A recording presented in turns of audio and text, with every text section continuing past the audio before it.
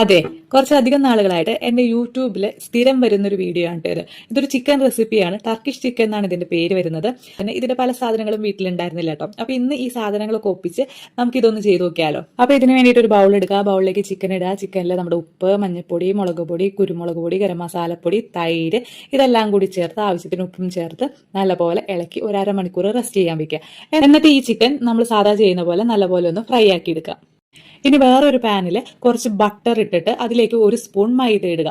എന്നിട്ട് അത് നല്ലപോലെ ഒന്ന് വഴറ്റി അതൊന്ന് ചൂടായി വരുമ്പോഴേക്കും ഒരു ഗ്ലാസ് പാല് കുറച്ചായിട്ട് ഒഴിച്ച് നല്ലപോലെ ഇളക്കി കുറുക്കി എടുക്കുക. ഇതിങ്ങനെ കുറുകി വരുമ്പോഴേക്കും ഇതിലേക്ക് ആവശ്യത്തിന് ഉപ്പും കുരുമുളക് പൊടിയും ഒറിഗാനോയും കൂടി ചേർക്കുക. എന്നിട്ട് ഇത് നമ്മൾ ഫ്രൈ ചെയ്ത് വെച്ചിരിക്കുന്ന ചിക്കനിലേക്ക് ഒഴിക്കുക. അതുപോലെ തന്നെ കുറച്ചധികം ചീസും കൂടി ആഡ് ചെയ്യുക. ആവശ്യത്തിന് മല്ലിയിലയും കൂടി വെച്ചിട്ട് നമ്മളൊരു 10-15 മിനിറ്റ് ഇതൊന്ന് അടച്ചു വെച്ച് ലോ ഫ്ലെയിമിൽ ചൂടാക്കി എടുക്കുക. അപ്പൊ അതെ, ഇതുപോലെ അടിപൊളിയായിട്ടുള്ള ടർക്കിഷ് ചിക്കൻ കിട്ടും കേട്ടോ.